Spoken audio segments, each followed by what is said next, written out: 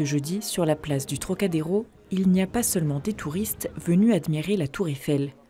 Nous sommes le 17 octobre et c'est la journée mondiale du refus de la misère. Une journée qui existe grâce au père Joseph Wresinski et des milliers de personnes avec lui qui s'étaient rassemblées à cet endroit même en 1987 pour rendre hommage aux victimes de la faim, de l'ignorance et de la violence. Cette journée est portée par le mouvement ATD Quart Monde et le collectif Refuser la misère, regroupant différentes associations. Comme chaque année, c'est l'occasion de donner la parole aux principaux concernés, les personnes qui vivent ou ont vécu la pauvreté. J'ai dû faire face à de très nombreuses institutions sociales et judiciaires, des tonnes de papiers à remplir, des heures de téléphone, une montagne d'angoisse à me demander si un jour j'allais m'en sortir et ne pas sombrer. Vu que moi j'ai vécu très longtemps à la rue, j'étais déjà mineur quand je suis tombé à la rue. Et en fait, je me débrouillais tout seul pour manger, pour l'hygiène. Donc voilà, je pense que c'est bien qu'il y ait des associations qui existent comme ça pour montrer qu'il n'y a pas, que personne n'oublie les gens qui sont à la rue en fait.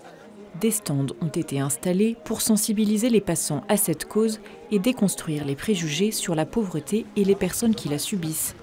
L'Action catholique ouvrière et chrétien en monde rural propose par exemple de s'exprimer sur l'accès aux droits en France. La difficulté d'avoir un contact humain. D'accord. Ah ouais. Parce que tout passer par Internet ou autre, ou par des téléphones pré-enregistrés, on est là ras-le-bol. Ah oui, c'est ça aussi. Pour nous, c'est très important que ces personnes qui vivent la grande pauvreté aient la parole. Parce que ce que nous savons d'expérience, c'est que toute mesure qui n'est pas prise à l'aune, c'est-à-dire à partir de la personne la plus pauvre, alors elle ne va pas toucher les plus pauvres.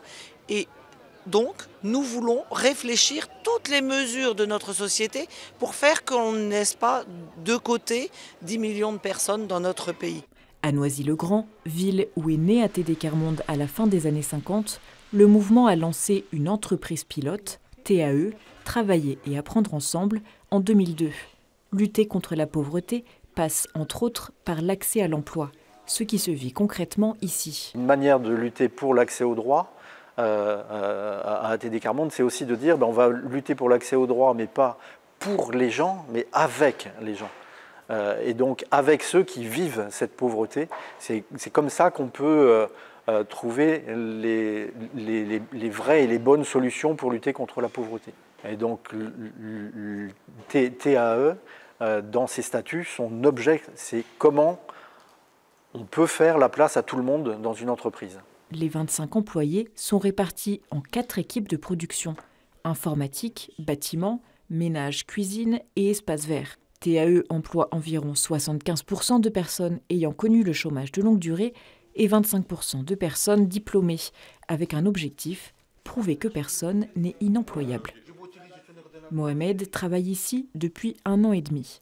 Il fait partie de l'équipe jardinage et participe également aux activités de ménage ou de reconditionnement informatique, ce qui lui permet de travailler tout au long de l'année. C'est des trucs à démonter, c'est des ordinateurs qui sont plus bons, qu'on doit démonter, et après, voilà, ça passe ici. Ici, c'est les cartes mères et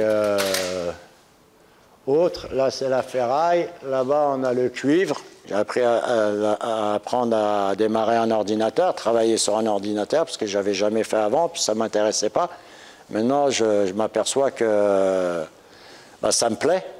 J'ai l'impression d'avoir sorti ma tête de l'eau, puisque je sais que j'ai un but dans la vie maintenant. Je sais que demain, je ne vais pas être au chômage.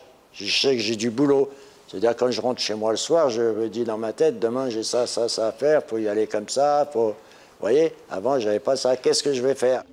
Là où des hommes sont condamnés à vivre dans la misère, les droits de l'homme sont violés. S'unir pour les faire respecter est un devoir sacré.